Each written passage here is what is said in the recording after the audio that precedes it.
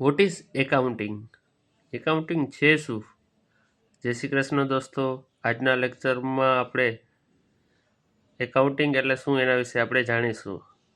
અગાઉના લેક્ચરમાં આપણે જોયું કે ટેલી પ્રાઇમ સોફ્ટવેર ખૂબ જ પ્રચલિત સોફ્ટવેર છે.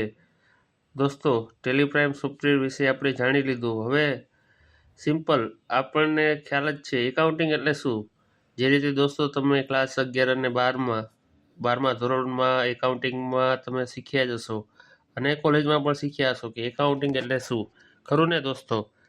આજના સમયમાં વિદેશ વ્યવસાય ખૂબ જ વધી ગયો છે, એટલા માટે તેમને યાદ રાખવું અને હિસાબકીય વ્યવહારોને યોગ્ય રીતે મેન્ટેન કરવા માટે આપણે એને યોગ્ય રીતે સાચવવા પડે. તો અત્યારે એ કામ થોડુંક મુશ્કેલ થઈ ગયેલું છે.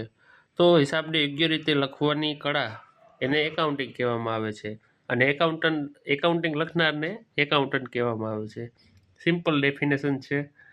મારે દોસ્તો મને ખ્યાલ છે કે હવે વધારે આના વિશે મારે તમને સમજાવવાની તો જરૂર નથી લાગતી અને જે કંઈ પ્રશ્ન હોય તો તમે પૂછી શકો છો.